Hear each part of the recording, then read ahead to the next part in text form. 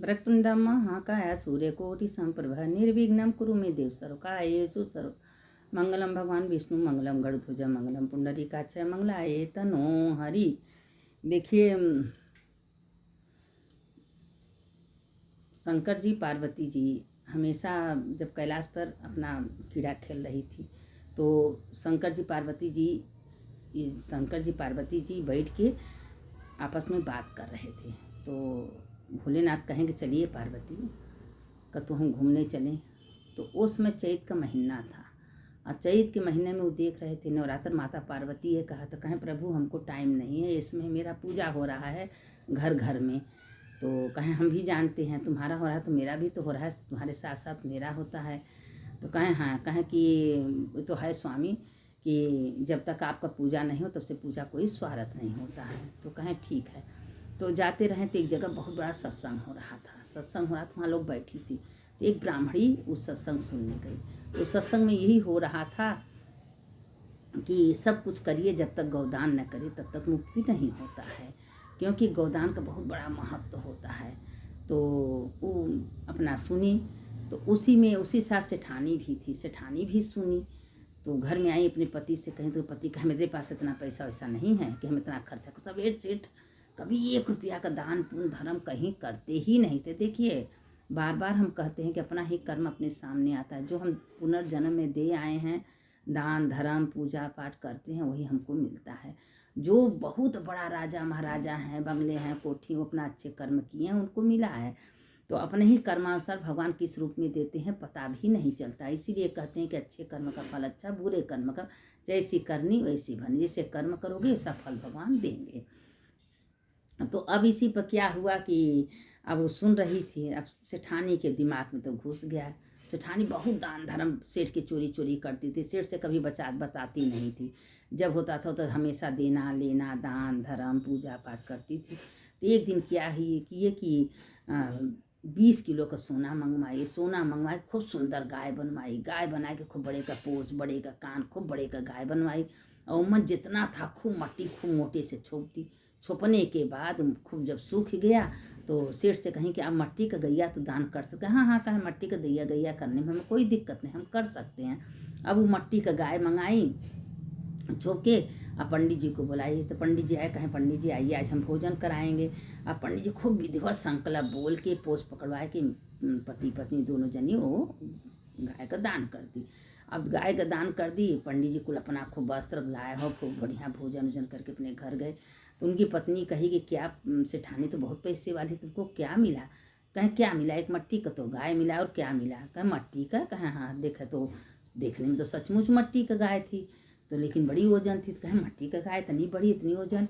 और वो ब्राह्मणी तो चालाक थी, ओके गई पानी में भिगो के धो दी। देखी तो खूब बड़े अरे 10-20 किलो सोना। अब इतना खुश, इतना आशीर्वाद सेठानी को दिए। उनकी ज़िंदगी भर की गरीबी दूर हो गई, बड़ी खुश हुई।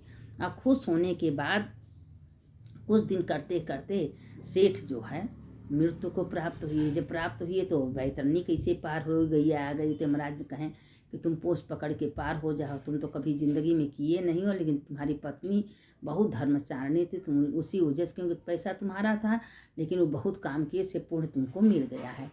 तो पोष पकड़ के पार होने तक देखे तो मट्टी का गैया धोते धोते सोना झक झक झक झक दिखाई देने लगा। अब वो बड़ा खुश हो गया कि कहना हुआ अरे मेरी पत्नी तो कम से कम कुछ तो की, आज उसकी वजह से हम स्वर्ग में जा रहे हैं। हम तो कभी कुछ अच्छा कर्म किए नहीं। जब वो कहती थी तुम तो झगड़ा कर देते, कहते थे तुम पैसा क्यों, इतनी पैसा हमारे होते हुए हम कभी कोई अच्छा कर्म नहीं किए। हम सोचते थे कि हम अजर अमर हैं, हम कभी मरेंगे नहीं। अरे कुछ सबको पता है कि दुनिया में सबको जाना है, कोई 100 साल, कोई 60 साल, कोई 70 साल, कोई 30 साल, जाना सबको है। कोई अजर अमर जो पृथ्वी पर जन्म लिया है, मरना ही सबको है। और कभी कोई ऐसा नहीं है कि किसी का मृत्यु नहीं होने वाला है। इसीलिए अपने जेते जी सत्संग है, पूजा है, पाठ है, दान है, धर्म है, कर लेना चाहिए। और जितना आप करेंगी आपके खाते में उतना अच्छे कर्म होंगे। अच्छे कर्म का अच्छा फल, बुरे कर्म का बुरा फल। अब कुछ दिन बाद सेठानी मरनी, वही गाय सेठानी के पास आ गया। सेठानी पकड़ के खूब अच्छे से पार हो गई। जब यमराज के पास गई, सेठ सेठानी दोनों जनी गए।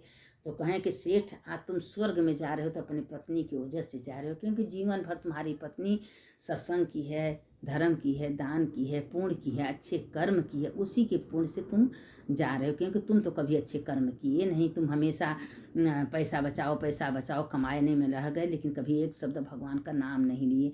और ये हमेशा जप तप पूजा पाठ सत्संग हर जगह जगह दौड़ती थी, जाती थी, आती थी।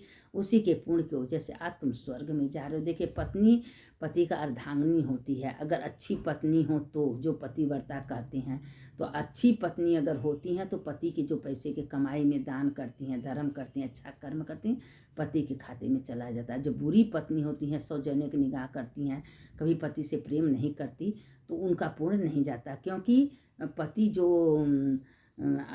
जो पत्नी अच्छी होती हैं तो अपने पति को भगवान मान के वह कर्म जो करती हैं तो उसी का पुण्य उनको मिलता है।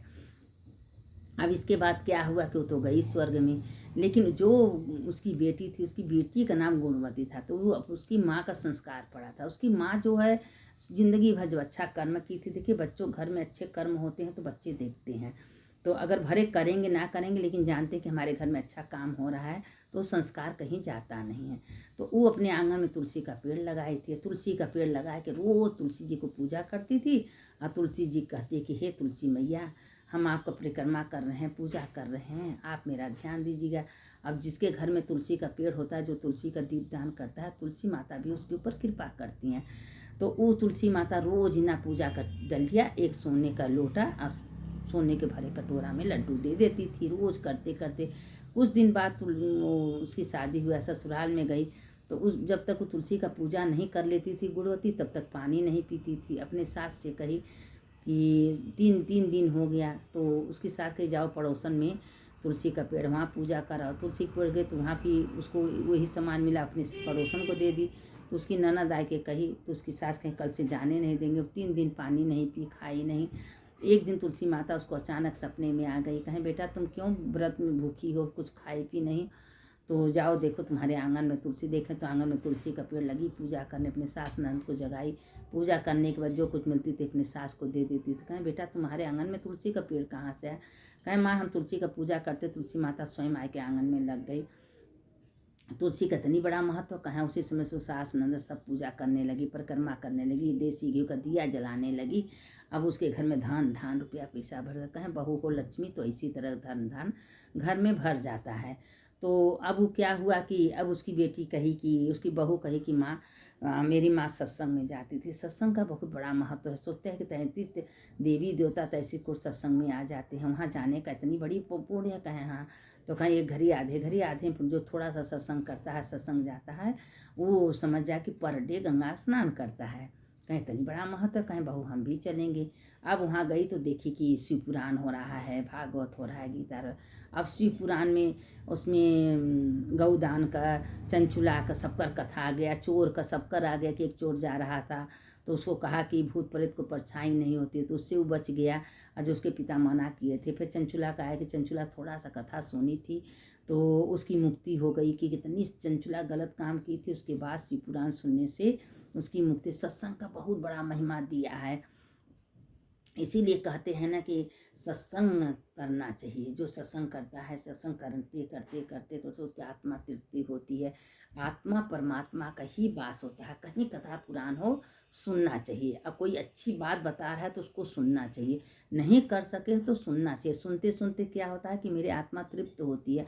आत्मा में भगवान विराजमान होते हैं। आत्मा ही परमात्मा है। आत्मा निकल गया 100 बन गया। तो इसीलिए आत्मा का खुराक सत्संग है। आप पूजा करिए ना करिए, लेकिन सत्संग करने का बहुत बड़ा महत्व होता है। जब हम पूजा करेंगे तभी तो हम श्रद्धा भगवान के प्रति बढ़ेगा, और श्रद्धा बढ़ेगा तो हम सत्संग भी करेंगे, भगवान के प्रति प्रेम भी होगा। और सबसे बड़ा प्रेम ही पूजा है। प्रेम सबको करना चाहिए, सबसे हंस के बोलना चाहिए, हरि ओम करना चाहिए, राधे राधे करना। दिन भर उठते बैठते चलते फिरते भगवान का विस्मरण, भगवान का नाम लेते रहना चाहिए। कोई काम करिए भगवान को श्रेय दे, भगवान आपकी कृपा से सारा काम हो गया, हे भगवान आपकी कृपा से आज हमको ये मिला वो मिला कर करते रहेंगी तो एक दिन भगवान हृदय आत्मा में बढ़ जाएंगे। जो शुरू से अगर भगवान का नाम लेता है, अंतिम समय भी भगवान उसके सामने आ ही जाते हैं। अंतिम समय भगवान का नाम निकलेगा, और नहीं तो जैसा परपंच में लगी हो वही परपंच में फिर 84 लाख जोइन में जाना पड़े। भाग्यमान उस तन मिलाला।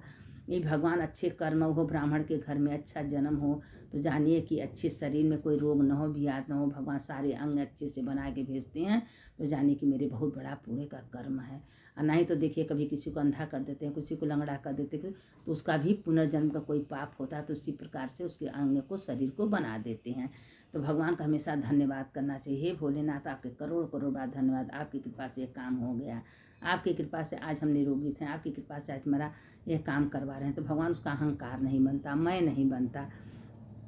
अब उसी में क्या हुआ कि अब वो देखिए उस ये ठाइन जो है दान पुण्य की थी, उसको पति को पूर्ण मिल गया। अगर आपके पास भी धन है, दौलत है, रुपया पैसा है, आपके पति अगर नहीं चाह रहे हैं तो आप करिए, पति का पैसा मांग के किसी तरह से दान पुण्य करते रहिए, अच्छा कर्म करते, उसका फल आपको मिलेगा, आपके पति को मिलेगा, पूरे परिवार को मिलेगा। क्योंकि पूरे परिवार के नाम से अगर आप कर रही हैं, एक लोटा जल चढ़ा रही हैं, मंदिर में जा रहे हैं, तो आप ही को नहीं मिलेगा, पूरे परिवार को मिलेगा, क्योंकि आपसे सब जुड़े हैं। तो यही भगवान कहते हैं, जैसे भोलेनाथ हैं, पार्वती हैं, गणेश, कार्तिक, रिद्धि, सिद्धि, अशोक सुंदरी, जया, विश्राज, चामिल बारी, दोते, सब भगवान के परिवार हैं। तो भोलेनाथ का पूजा करने से अचानक सब कुछ अच्छा हो जाता है, पूरे परिवार को मिलता है। तो इसलिए अच्छा कर्म करना चाहिए, अच्छे कर्म से फल भी अच्छा मिलता है। अब देखिए शिव पुराण का बहुत बड़ा महत्व है। जो कहते हैं कि एक घड़ी आधे घड़ी, एक घड़ी शिव पुराण अगर सुन रही हैं आप, और शिव पुराण पढ़ रही हैं, किसी को सुना रही हैं, तो समझ जा कि आपके समस्त श्री शिवाय नमस्तुभ्ये मंत्र अगर बोल रही हैं, तो आपका अगर चेहरा सकल कोई देखेगा, उसका काल पाप नष्ट हो जाएगा। तो मंत्र में बहुत शक्ति है। आप चलते रहिए, उठते रहिए, बैठते रहिए, भगवान का भजन कीर्तन नाम लेते रहिए। देखिए वही सार्थक है। एक कलयुग में नाम ही आधारा। कलयुग में लोग किस लिए आए हैं, क्या करने लिए आए हैं? वही भगवान देखिए वो अर्जुन से कृष्ण भगवान कहते हैं कि अर्जुन तुम किस लिए आए हो, क्या करने के लिए आए हो? अपनी मुक्ति का साधन मेरा नाम ही आधार। तुम हमको सब सौंप दो, तुम निर्द्वंद हो जाओ, तुमको कुछ नहीं करना, मेरी जिम्मेदारी। अगर आपको भगवान को सब सौंप के सारा काम करेंगी, तो आपको कुछ करना नहीं पड़ेगा, भगवान सारे काम कर देंगे। जानते हैं कि अपने जीवन का भार हमको दे दी है, इसको कोई मतलब कोई चिंता नहीं है, ये सब हमको सौंप दी है, तो हमको तो उसका ध्यान देंगे। जब छोटा बच्चा है, रोते हैं माँ माँ चिल्लाते, माँ को चिंता रहती मेरा बच्चा भूखा है, तुरंत दौड़ के जाती है, उठाती है, दूध पिलाती है, उसको नहवाती धुआती है। तो इसीलिए अगर हम पूरे जीवन का भार भोलेनाथ को दे देंगे, तो वो मेरे जीवन का भार उठाएंगे। हम कैसे हैं, क्या नहीं है, क्या हमको ज़रूरत है, वो स्वयं पूरा करेंगे। हमको करने की ज़रूरत नहीं है, बस विश्वास होना चाहिए कि हे भगवान सब कुछ करने कराने वाले आप हो, आप ही मेरे जीवन का भार उठाइए। आप अगर जिस दिन भगवान को सौंप देंगी, भगवान आपका जीवन का भार उठाएंगे। और हमेशा जप है, तप है, सत्संग है, पूजा है, पाठ है, मन से काम करते रहिए, भगवान का नाम ले। खाना बना रही है, भगवान हम आपके लिए भोजन बना रहे हैं, आइएगा भोजन। देखिए भोजन में कितना स्वादिष्ट हो जाता है, भोजन भी स्वादिष्ट हो जाएगा, तो भगवान का नाम लेते रहिए और भजन कीर्तन करते रहिए। देखिए आपका जप पूजा हमेशा होगा। भगवान कहते हैं कि पूरी जिम्मेदारी हमको दे रही है, तो उसकी जिम्मेदारी तो हमको उठाना ही पड़ेगा ना।